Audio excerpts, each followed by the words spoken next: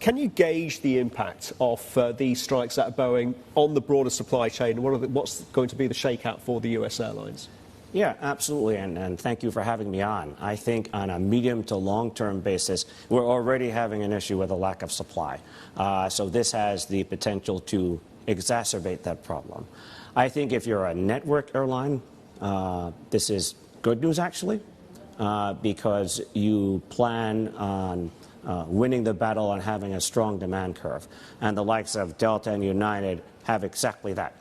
I think if you're a discount airline, you approach the battle differently.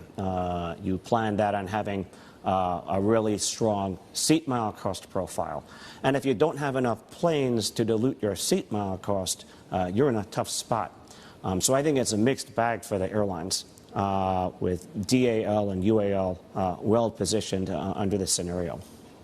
If we are turning to the macro in a materially lower interest rates environment and regime now, Stephen, then how do the airlines price this, especially from a debt management point of view? Yeah, so you have a couple of twists and turns in terms of what happens with low interest rates. Funding costs are going to go down for those highly levered names. So an American Airlines, for example, or a Frontier, all else equal, maybe benefit from refinancing. Yes, yeah. Yes, you know, those types of airlines probably have an opportunity to reprice and some refinancing opportunities. Now, in lower rates, are lower rates going to stimulate demand, or are rates going lower because we're entering a recession?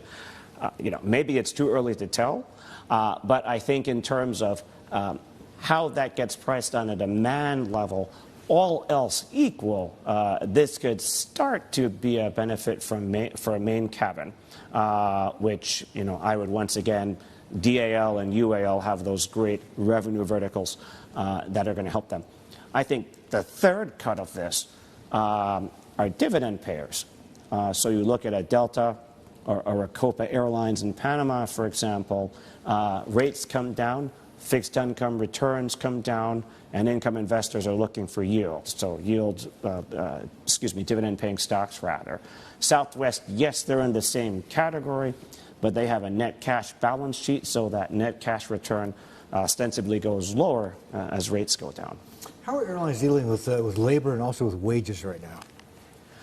So that's a tough one. You know, I would say, at least in the United States, we're mostly over the hump on the pilot side. You still have some contention here and there in flight attendants and mechanics pay. But over the last several years, and probably going forward, there's going to be cost convergence. So everybody's seat mile cost is going up for labor, for the dearth of equipment per capita. From having to operate older fleets, probably maintenance costs go up over time.